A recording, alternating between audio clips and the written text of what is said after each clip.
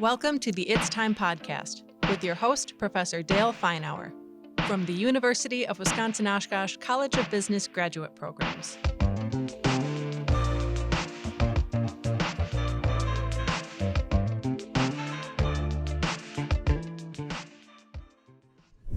Welcome to another one of the UW-Oshkosh College of Business Graduate Programs podcasts focusing on leadership.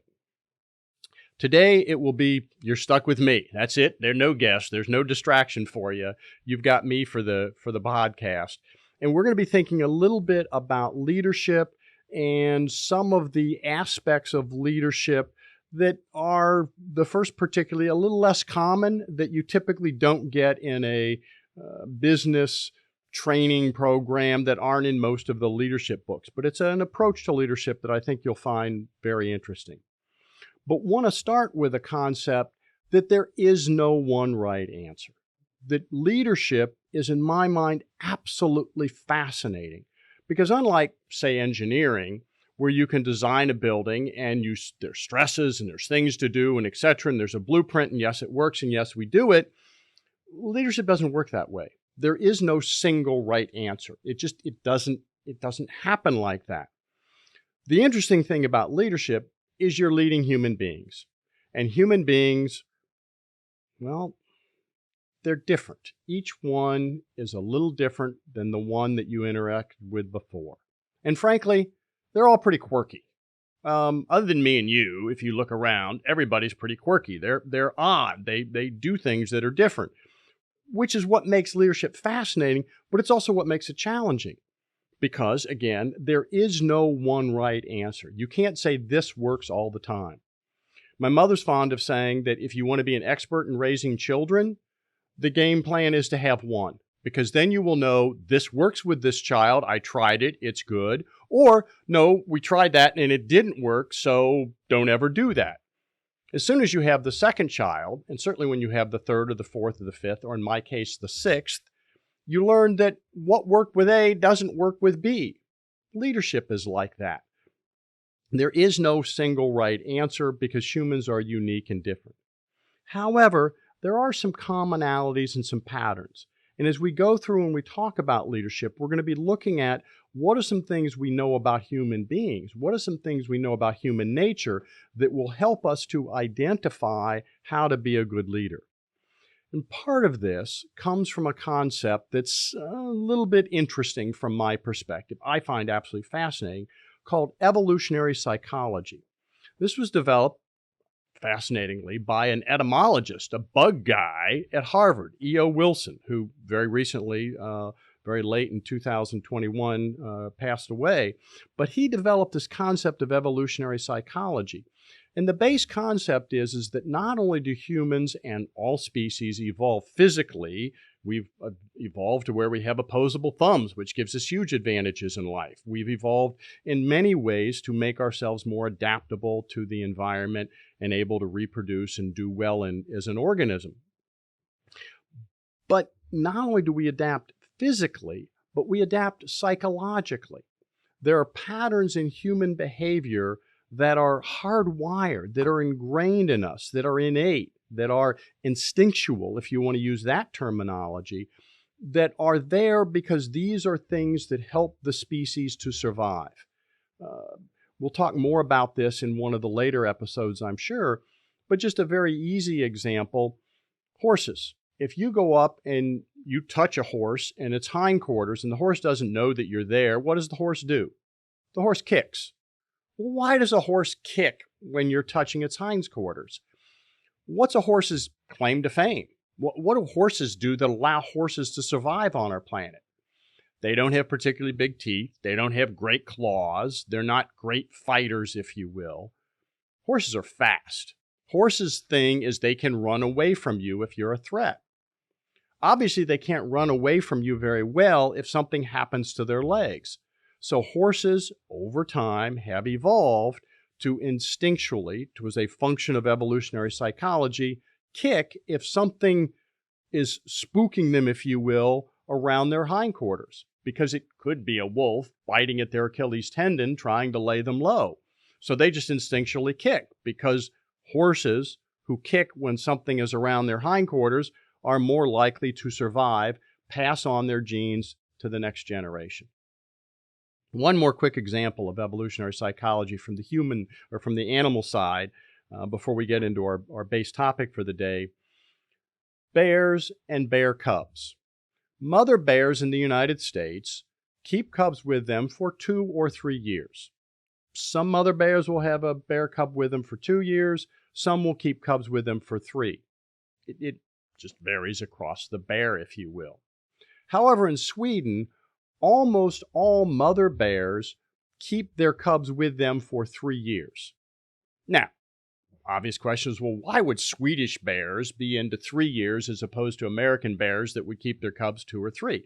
Well, you could argue, Sweden's kind of a socialist society where the state takes care of people, so mother bears have kind of gotten into that taking care of the young thing, so they keep the young with them for 3 years. But we really don't think Swedish mother bears are more socialist than American mother bears. The answer is that in Sweden, they have a very strong law that says, thou shalt not shoot a bear with cubs. If there's a mother bear that has cubs around it, and you shoot that bear, you are in a world of hurt. So, in Sweden, no one shoots a mother bear with cubs.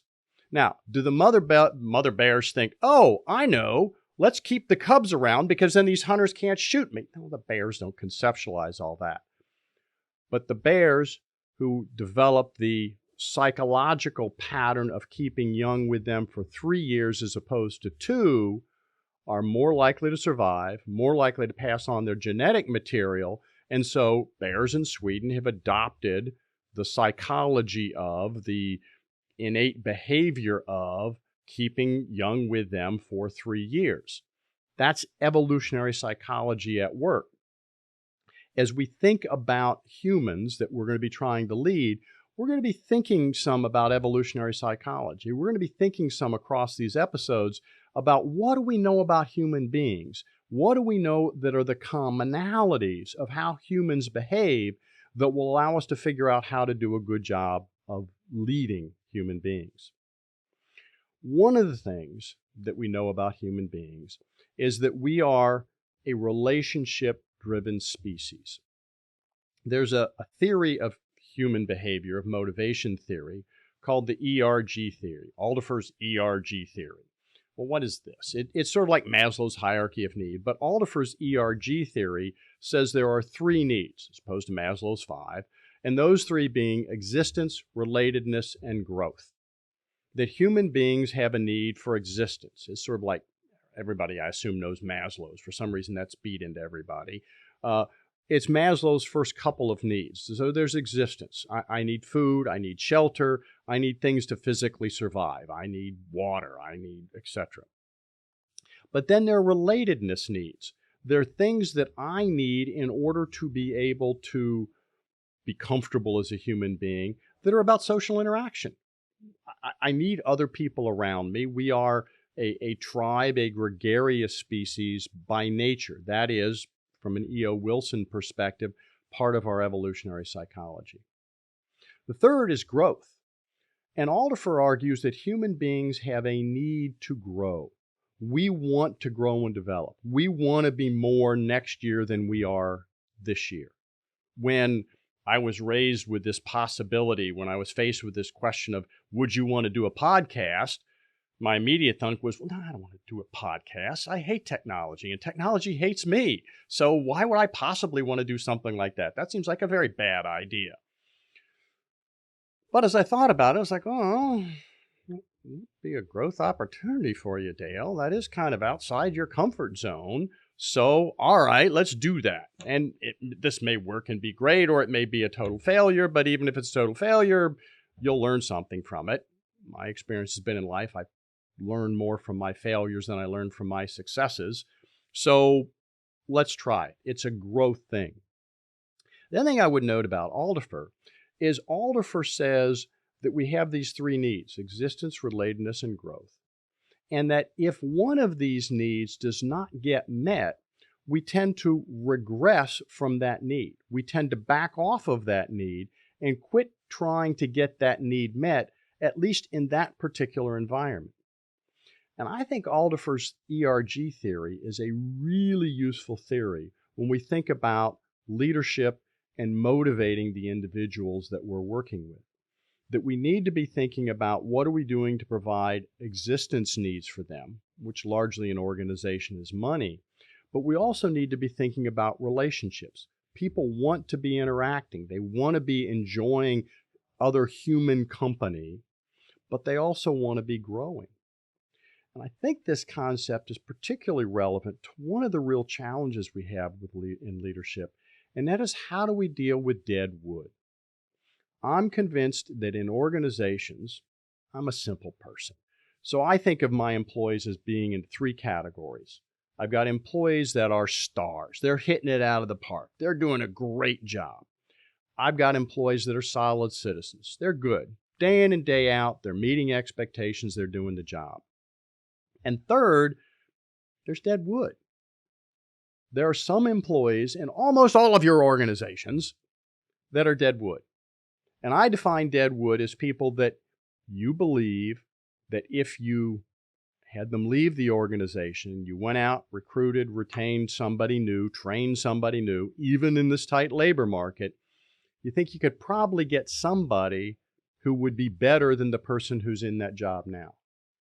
This is the coach for the football team who's saying, yeah, I got this person who's my starting tackle now, but I really think I can find somebody else who would be a better tackle. We also know that at the entry level, that percentage is perceived to be higher, 30, 40%. But as you raise up the organizational ranks, it keeps diminishing. And it's a very clean line. The higher you go, the smaller the percentage is.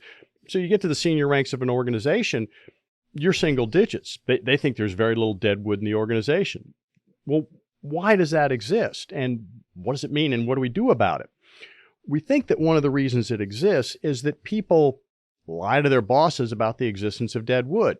People don't want to go to their boss and say, boss, 5 of the 20 people that report to me are dead wood, because A, that results in their sort of owning to their boss, I'm not doing a great job of managing my subordinates because I've got all this dead wood.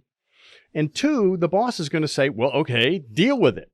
And that's probably going to be some combination of development activities and potentially termination and rehires, all of which sounds like work.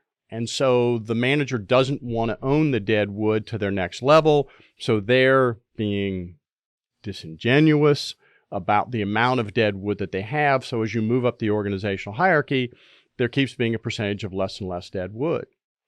Another reason why I think there's a perception of less dead wood as you move up the organization is senior management owns the organization, if you will, emotionally, psychologically, and no one wants to be the CEO of an organization and say, yeah, and I got to admit, 1/5 of the people that are working here really aren't trying very hard and are dead wood. That kind of says you're kind of lousy at being the CEO. So psychologically, that's not the case. This raises the question, well, who are these dead wood and what should leadership do about it? Well, question number one is who are they? And we'll get to what we do about it. If the dead wood were new hires, these are people in their first 60, 90 days, and when you hire, it's never a perfect process. The recruitment process clearly is problematic. I've heard it described as a scenario where applicants to the organization lie about how wonderful they are. The company lies about how great a place they would be to work, and then we're surprised it doesn't work out. Obviously, we get recruitment wrong from time to time. When we look at it, we delve into this, we find that most dead wood is not new hires. These are not people who've only been around 30, 60, 90 days, and they're working themselves through the developmental process. They're working themselves through a process which will, in 90 days, 6 months, certainly a year, have them out of the organization. Dead wood in organization is often people who've been around 3, 5, 10, 15, 20 years in the organization. Well, how does that happen? Well, these people weren't always dead wood. When we look at the dead wood in organization, they were often, going back to my simplistic 3 ways of thinking of your employees, they were often solid citizens, and in many cases, they were stars.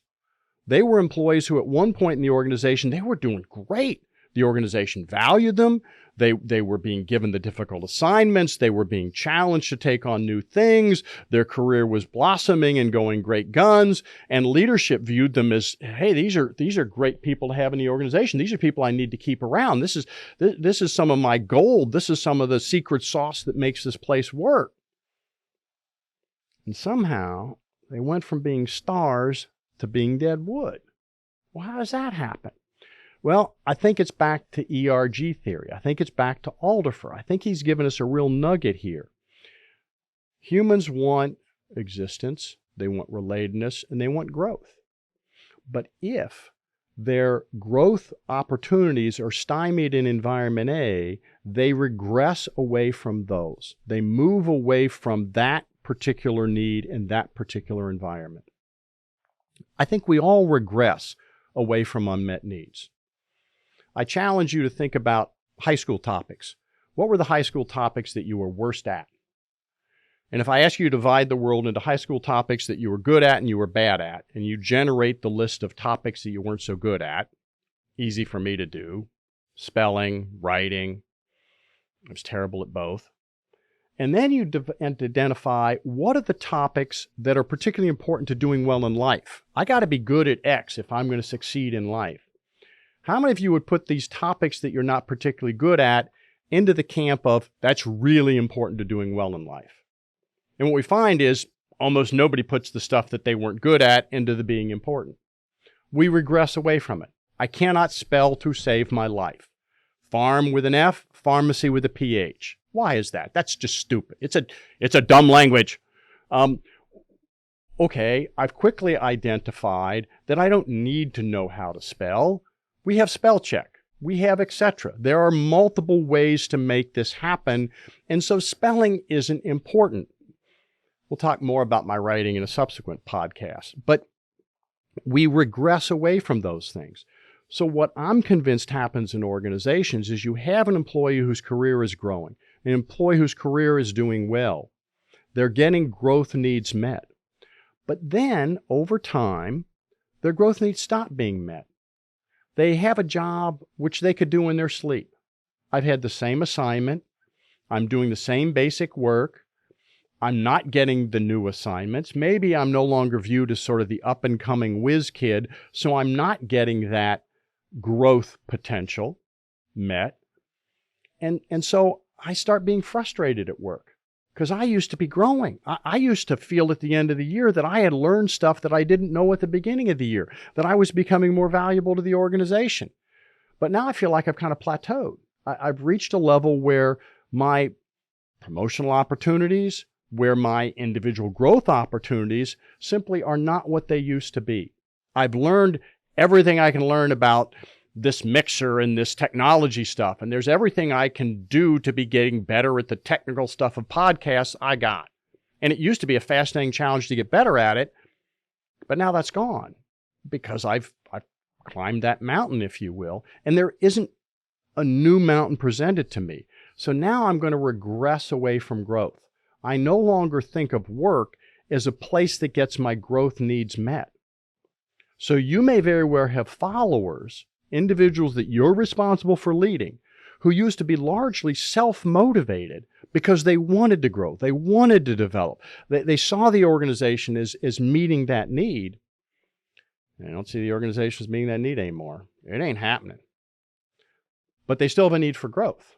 So instead of growing by getting better at the university and doing a better job of being good in the classroom, mastering the capability of teaching remotely, I decided, no, that's not for me. Technology hates Dale. I'm not going to be able to teach remotely, so I'm not going to do it.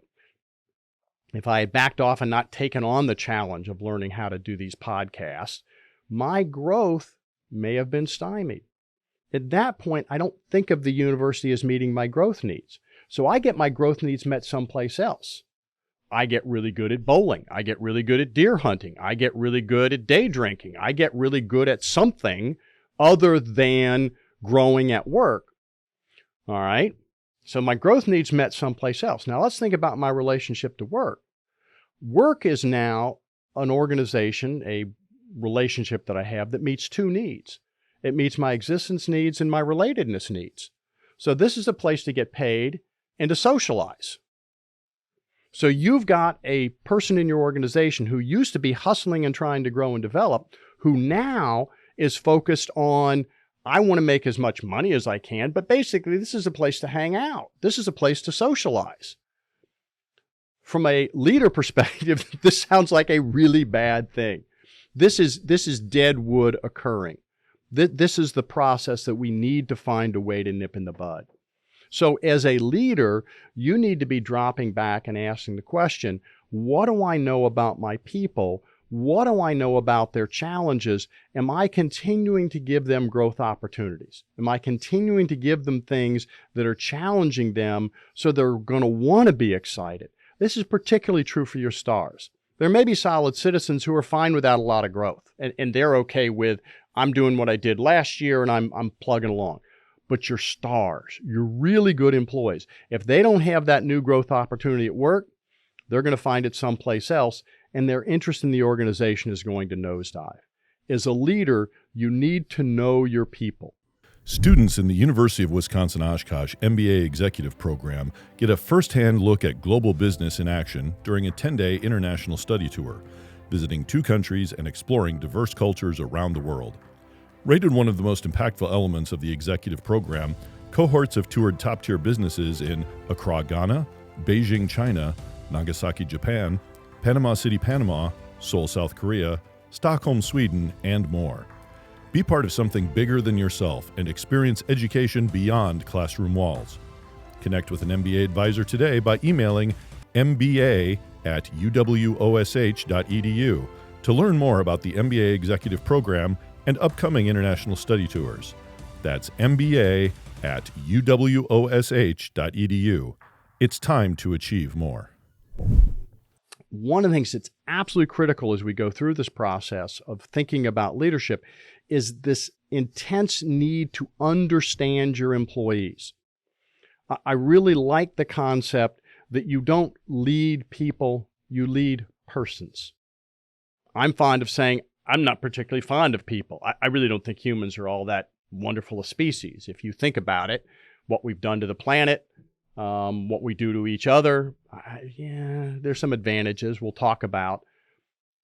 I love persons. I think individuals that I know are absolutely fascinating and great, and they're a wonderful source of joy in my life. But as a species, just a mass of 100 people to hang with and to be around, As a leader, you need to understand your people. And by understanding your people, knowing whether giving that additional assignment is going to be, hey, I was really looking for a new challenge, this energizes me, or knowing that this new assignment is overloading me. I'm now feeling swamped. I'm now going to become dead wood because I'm frantic with all the things I have to do. I can't possibly do them all. I'm overloaded. My home relationships are deteriorating because of all the stuff that work is dumping on me. I become dead wood another way. As we think about the stars, solid citizens, dead wood mix, we want to think about a couple other things. One, as we think about this existence of dead wood, there's a question, what do we want to do about it? But first, the question of ratio. How much stars, solid citizens, dead wood do you want? I don't think it's realistic to say we're going to have no dead wood in the organization. I just don't think that's very likely to happen. You're going to hire some people. There are going to be some mistakes. If you can get down to single digits, 5% dead wood in your organization, that's a wonderful thing. So I think that's a good goal. But we also need to think about the stars to solid citizens ratio. I don't think it's desirable to maximize the number of stars, the percentage of stars you have in the organization. I don't think that's a good thing to do for several reasons. One, stars are just expensive. They're expensive in terms of you have to pay them well. They're emotionally expensive because they're draining, because they're always doing things and they're pushing the window and etc. And they sort of are competing with each other for attention and for getting things done. So if I'm running an organization, I'd like 15% of my employees to be stars, 80% of my employees to be solid citizens, maybe 5% dead wood, I think is a reasonable ratio. But I don't want to get everybody in stars, because if everybody's a star, Everybody's looking to get promoted. Everybody's looking to do things. Everybody's pushing the window. And we simply don't have the capacity in an organization to be saying yes to all of those folks. So I want to think about that ratio. But let's think now about the second thing. My ratio isn't what I want. I am more dead wood than I want in an organization. What do I do about it? Well, I think of this in three ways. One, how do I prevent dead wood? Two, how do I help people move from being dead wood back to being a solid citizen or a star? Or how do I move them out of the organization? Well, let's think about these three. First, how do we prevent them? Maybe the most important, but clearly the longer run. This is the Yule log. This is not just kindling for the fire. This is stuff you got to plan and work on for the long term. How do we prevent people from becoming dead wood? I'm back to Alderfer's ERG. If one of the reasons I'm a star or solid citizen is because I'm getting growth needs met, but I'm at risk of becoming dead wood because I'm not getting that need met, let's find a way to get back to having some of the growth needs met. How can we take that person who's done accounts receivable for 10 years, is now to the point where they could do accounts receivable in their sleep? How do we move them to accounts payable? Take the accounts payable, make the accounts receivable. Give them something new to do so that there is more interest in their job. Talk to them, ask them, what do you want to do? What would be interesting for you? What would be an interesting challenge for you to have in the organization? Where are you in life? Do you want this new challenge? So I think a big piece of this is understanding your employees well enough to be managing their career in a way that they're getting sufficient growth opportunities so that they're feeling a satisfaction of the growth need from the organization. If you're not doing that, you're likely growing your dead wood because they're not getting this growth need met. So one opportunity, avoid getting dead wood, know your people, give them enough growth. Second, we've got people that are dead wood. What do we do about it? Well, hopefully we can grow them out of the organization, grow them in the organization, not out. We'll get to out in a minute. Help them grow so that they move from being dead wood to solid citizens, or maybe all the way back to being a star. In my mind, this involves a couple of conversations, a couple of focuses of conversation. One, okay, I got to figure out why this person is dead wood.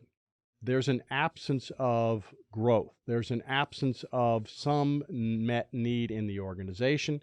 Maybe there's some external thing going on in their life. I'm going through a terrible divorce. I've got spouse, children with health issues. There are other things that are distracting me from work, and I've simply put work on hold, and I'm just going through the motions, and I'm barely doing that so that I can focus on other things in life. All right, let's take a deep breath. Let's look at what are the causes and what do we do about it? How do we help the individual to dig themselves out of this dead wood scenario, turn the page, okay, now's the time to going back to being a solid citizen. So let me help you with some resources to deal with some things on the outside. Let me help you put some of that in a box so that you can focus on work and do the things you need to do to grow and to go from being dead wood to a solid citizen, if not a star in the organization. The other part of this is you do have to help them understand that what they're doing is unacceptable. The status quo is not going to continue. You are currently dead wood in the organization. Here are expectations. You're not meeting the expectations. This is a problem. And if you don't start meeting expectations, then we're going to have to eliminate the employment relationship. You will be fired. I think this can be a useful thing to help people understanding sort of, hey, I've hit a bottom here. I've got to do something to shift, or I'm not going to be working here. I can't let the status quo go. And so I think that can be a helpful thing to getting employees to a point where they will motivate themselves to move from being dead wood back to being a solid citizen or a star. Third case scenario, though, is there are some people that just aren't a good fit due to the things that have occurred in their personal life, due to the evolution of the organization. They were a bad hire to begin with. There are people that need to go. And my experience has been in organizations, we do a terrible job of dealing with terminations in organizations. And when we ask people about this, we get a whole bunch of this sort of pointing the finger the other way. That HR people say, well, the line managers have done a terrible job of documenting that the employee hasn't met expectations, so we can't terminate them. And you talk to the supervisor and they say, well, we can't terminate these people because HR won't let us. And so there's this pointing fingers either way, and they both justify it and go on about their business, and nobody tackles and makes this hard decision. Nobody does what you need to do to move forward. In my mind, you need as an organization to have a very well laid out process for dealing with deadwood, hopefully helping deadwood grow and develop and become a solid citizen or a star, but if not, terminating their employment. And you need to have a process. And just as we teach people how to recruit, how to interview, how to make selection decisions, we teach people how to make promotion decisions, we in organizations as a leader, you need to teach your people how do you do termination. Both what's the process that leads to we're pulling the trigger, and what happens that day. And both of those are going to be organization specific. Organizations have their own rules and their own cadence and their own processes, but you need to have that down. That needs to be understood. People need to get it. My personal bias is you go to the employee who's dead wood and say, hey, not meeting expectations. We need to see some movement here. Let's be clear on the expectations. Let's be clear on the gap. And now let's collaboratively think about how we can grow and develop. What can we do? We, pronoun we, so that you can go from being dead wood back to being a solid citizen. Are there resources that we need? Are there training that you need? What can we do? Maybe we've overloaded you and we've given you more to do than you can possibly get done. So we need to change the expectations. How can we come up with a plan that will help you move from being dead wood to a solid citizen? We talk about that, we document that, we identify who's responsible for what, we launch that plan, and hopefully that plan results in a dead wood person moving into a solid citizen. Phase 2, though, is if that doesn't happen, we need to have a second conversation. Second conversation is pretty much the first conversation over again, but with one addition. You make it very clear that if something doesn't happen, you will be terminated. This is enough of a problem that this will result in ending the employment relationship. Now, this could be done as a fairly innocuous, we're not sure this is going to work out if we don't make something happen, and everybody understands what you're saying. Or some people, you need to be a little more blatant. If this does not change, you will be fired. And you need to be that blunt. They need to walk away from conversation 2 with an understanding that their job is in jeopardy. I think it's only fair to them that the leader explain, look, your job is at risk. Being fired should never be a surprise. You should know that this was going to happen if. Now, if after the second conversation there still is an absence of performance, then you have to make the difficult decision to terminate. And that's never fun. Well, I can't say never. I've fired at least, one person in my life that I thoroughly enjoyed. This was an individual who was known as crossing the line in terms of sexual harassment. He wasn't my subordinate. I was actually a consultant in the organization, but I knew the family business well enough that I was comfortable doing this. I was walking down the hall. He was walking down the hall in front of me, and he grabbed the backside of the woman that he was walking down the hallway. And just grabbed. And I looked at him and I stopped him and I said, you're fired, get out. And I thoroughly enjoyed that. He had it coming. I knew he had been a dink within the organization. Don't be a dink. But usually 99% of the times, termination is not fun. Even if there were justifiable reasons from an organizational perspective, these are people with spouses and lives and house payments and careers and ambitions and plans, and termination upsets all of that. So it's not a fun thing to do, but I'm convinced as a leader, you have an obligation to the organization to make these difficult calls if need be. I'm also convinced that it sets a pattern in an organization. An organization that tolerates people not meeting expectations on an ongoing basis breeds people not meeting expectations on an ongoing basis because they know that it's okay. On the other hand, if you set the precedent that this kind of behavior will not be tolerated, employees then know and understand that that behavior is unacceptable. And I'm a bit of a deviant here in the sense of I'm okay with this being relatively public information. Now, talk to your legal counsel. I'm not an attorney. I've never played one on TV. But my understanding is that truth is an absolute defense in terms of a slander or libel claim. And there's nothing wrong with letting employees know that employee X was terminated and they were terminated for this reason. Let me drop back. I love stories and I love history and do a quick historical piece. Queen Elizabeth I. She is the daughter of Henry VIII. And I'm going to assume your English history is a little limited in nature, as most people's are. And Elizabeth becomes Queen of England after Henry VIII has died, and actually her older half-sister has died. And Elizabeth's mom, Anne Boleyn, is no longer in the picture because she had been killed by Henry VIII previously. Elizabeth becomes Queen of England. Now, this is a long time ago, and what was the assumption that the first thing that Elizabeth needs to do is what? She's now the Queen of England. So what does she need to do to run the country? Well, she needs to do the obvious thing, which is she needs to get married to have a guy who can run the country, because a woman can't run the country. That's just a silly concept. So everybody assumed Elizabeth was going to get married. Now put yourself in Elizabeth's shoes. Empathy, a very important skill as a leader. You're Elizabeth.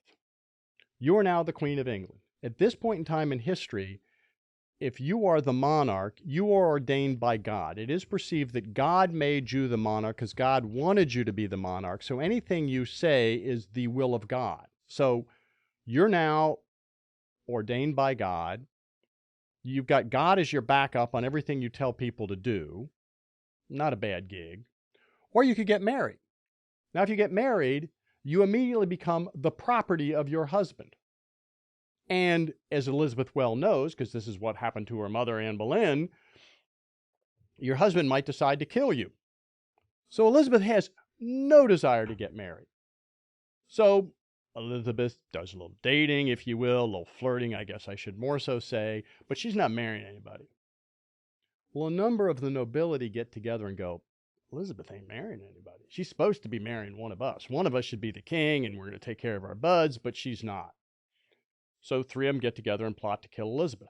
And they're going to put her cousin on the throne, and there was a Protestant Catholic thing buried in there. But they were going to kill Elizabeth, and then they assumed that her cousin they knew her cousin would become the queen, and her cousin would marry one of the three of them, and then that person becomes king, great, and going to take care of the other buds. Elizabeth learns about this. What does Elizabeth do? Well, in this time frame in English history, if you were nobility and you were to be executed, you were killed with a longsword.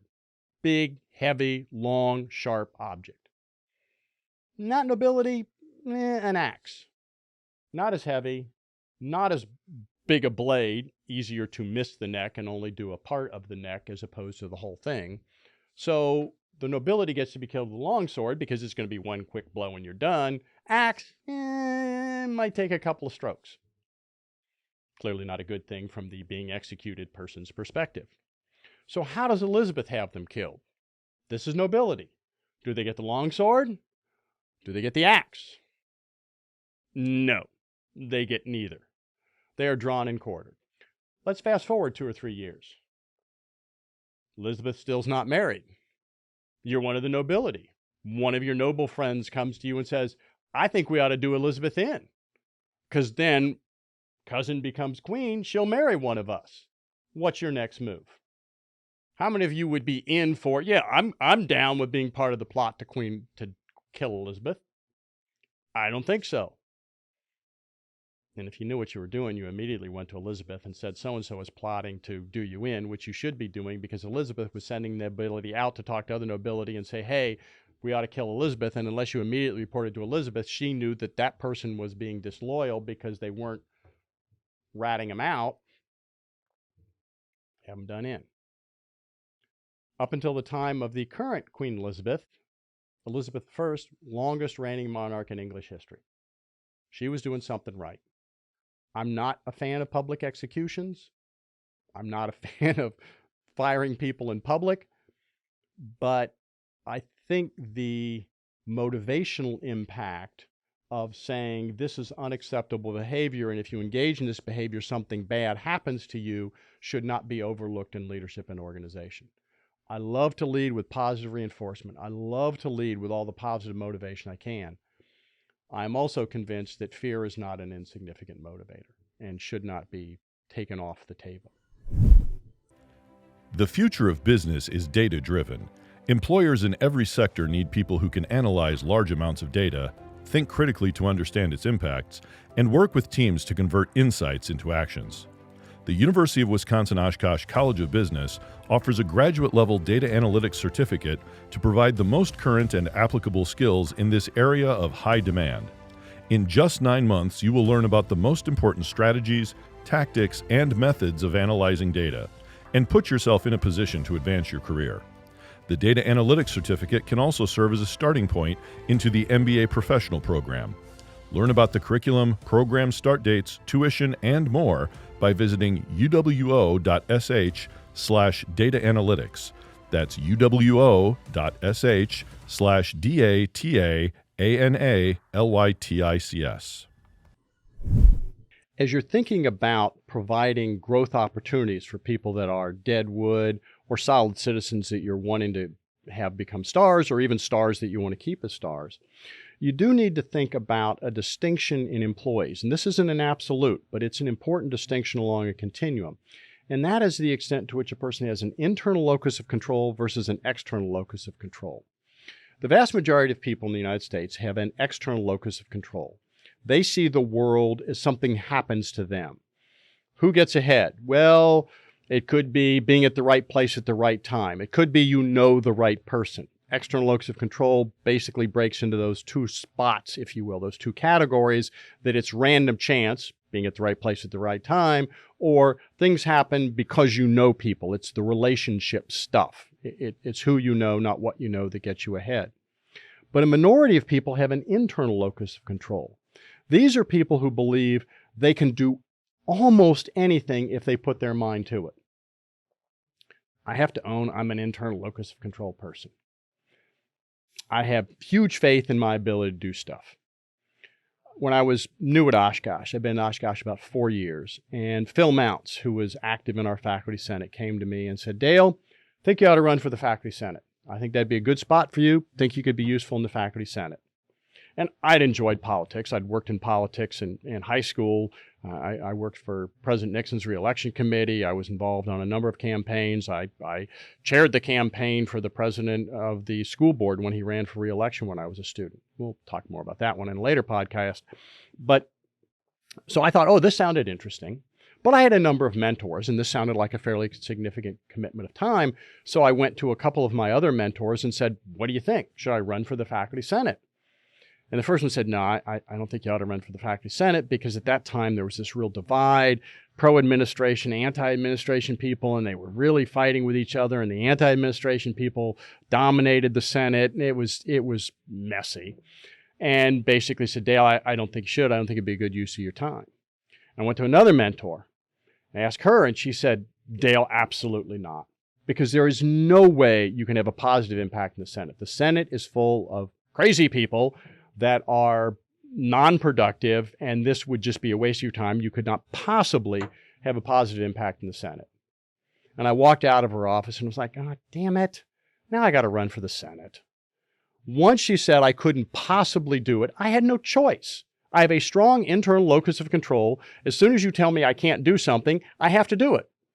I tell my students that, look, if you really want to figure out how to convince me to give you a day off, tell me I can't figure out how to give you a day off, and then I'll try and find a way to get you a day off. But telling me I have to, that doesn't buy you anything. Internal locus of control people, when faced with a challenge, they're like, "Ooh, cool." And the more difficult the challenge, the more, "Oh, this is great. This is a wonderful opportunity for me to prove once again how wonderful I am and I can get stuff done." And it tends to snowball. You have an internal locus of control, You do stuff, you're faced with a challenge, it's a difficult challenge, but you succeed, stronger internal locus of control. We know CEOs, huge internal locus of controls, vast majority.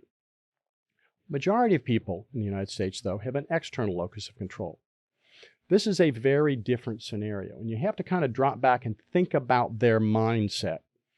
If I have an external locus of control and you give me a difficult challenge, I don't necessarily see that as an opportunity to succeed and to once again prove that I can do things. I see this as an opportunity often to fail. There's a fascinating expression, way to look at life. You can't fail if you don't try. Now think about that for a minute. But I've dealt with plenty of employees who have basically said, look, I don't want to try doing that. As long as I don't try, I can't fail. I won't fail at that because I'm never going to try.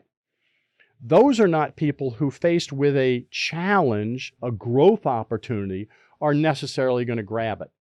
So when I'm looking at how to motivate somebody with a challenge to move them from dead wood to solid citizen to maybe a star, I have to understand how strong is their internal locus of control versus how strong is their external. And as I said, this is a continuum. So I want to be thinking about, if this is a fairly strong external locus of control person, I want to give them a challenge. But I need to give them baby steps. I need to give them, okay, we could do podcasts. Dale, do you want to do a podcast? No, that's overwhelming if I didn't have an internal locus of control, and I would freak out and say no. Dale, would you be willing to draft a document talking about why the College of Business might want to do a podcast? Oh, okay, that's a small step. I can do that. Give me baby steps, and maybe you can walk me to the point of doing a podcast, but you got to hold my hand through the process because the overall is overwhelming for somebody with an external locus of control. Internal locus of control, more likely to buy it. As I say, it's a continuum. So I got to think about internal versus external locus of control when I'm thinking about whether a challenge is going to be an interesting thing or not. I also have to think of the psychology of the person who's dead wood. And this is a useful thing to wrap your head into. When you go to work, I'm going to assume you listeners are not dead wood. When you go to work each day, or when you're going home at the end of the day, you think about, was this a good day? Was I productive today? Did I have a good day? And it's a question of productive. What did I get done? What did I accomplish? What did I achieve? But let's assume you're dead wood. What's your goal? Driving in the office, you're dead wood. You know you're dead wood. We know that everybody in the organization know who's dead wood in the organization. What's my goal for the day? I don't want to get fired. Now let that sink in for a minute. I'm an employee in your organization. And as I go to work every day, my objective is don't get fired. Lay low, slide under the radar, don't be seen, don't get caught screwing up, meaning don't take on any significant challenges, and I can avoid getting fired. Now, if I'm going to help that person turn from being dead wood to a solid citizen, and I need to give them growth, I'm going to need to give them some challenge. But they may be concerned that this is going to be an opportunity to give them the organization a rationale to fire them, and may very well do the what's in it for me. Now, if they have an internal locus of control, and they still have it because they've been doing growth stuff other places, all right, give them a challenge. They're going to get back on track. They're going to be solid citizen stars. If they have lack of an internal locus of control, then I really need to be working on the baby steps to help them make it happen. I also, frankly, need to be focused on fear is more of a motivator. If you do not take on this challenge and you do not make this happen, then we will fire you, because external locus of control folks are more motivated by fear than our internal locus of control people. The other question is rewards. Organization, you're a leader, you're going to a subordinate, I want to promote you, I want to give you a new opportunity. It doesn't have to be a promotion, it's a challenge, it's a new thing I want you to do. What do I offer you to do that? This, to some extent, is a generational difference. I'm old. I'm of a generation where when the boss came to me and said, Dale, hey, there's an interesting challenge, something you could do, my attitude was, great, fine, let me do it. And my assumption is, in the long run, they'll take care of me. I'll be reasonably well compensated. I've been well taken care of by the college and the university. I have no complaints. But I'll take on the challenge and assume something good is going to happen. There's been a generational shift. Over time, we see employees being faster to ask the question, well, what's in it for me? Okay, I can take on that challenge. I think I can do it. Do I get a promotion? Do I get a raise? Do I get more time off? And interestingly, employees would rather have time off than money. You ask your employees, would you rather have a 2% bonus at the end of the year if you kick on something, or would you have a bonus week of vacation? 1 week of vacation is equally 2% of their base pay. 85, 90% of employees, I don't have a survey on this, and that's not a good statistic, it's my impression, 85, 90% of employees will tell you they would rather have the time than the money. But what do you dangle in front to reward them for making it happen? Across the generations, you need to be more explicit up front with what's the payoff than what you may have done historically. Now, as an older generation person, you can be frustrated by that and say, kids these days, damn it, they're not motivated like we were. We'd work hard and then assume we got something out of the deal. Well, you can look at it a different way. Oh, my parents were stupid. They did stuff and hoped to be rewarded. I made sure I cut the deal up front. Well, as a company, how often do you ship products to the customer and hope that they'll pay you for it eventually? You don't do that. You cut the deal on what the price is going to be before you schlep them product. That's just prudent business. So it's a change, and I think we need to understand that change in employees overall. Within a generation, there's loads of variation.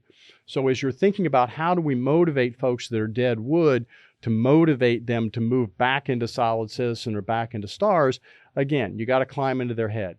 What motivates them? Internal or external locus of control? Are they motivated by money? Are they motivated by recognition? We'll talk more about motivation in a subsequent podcast, but it's an important variable to be looking at the individual and understanding them as you are making this transition.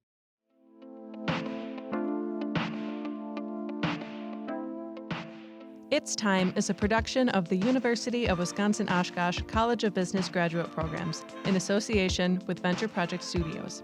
Executive producer, Aaron J. Armstrong. Host, Professor Dale Feinauer. Creative Director, Madison Potratz. Director of Photography, Elazar Kloon.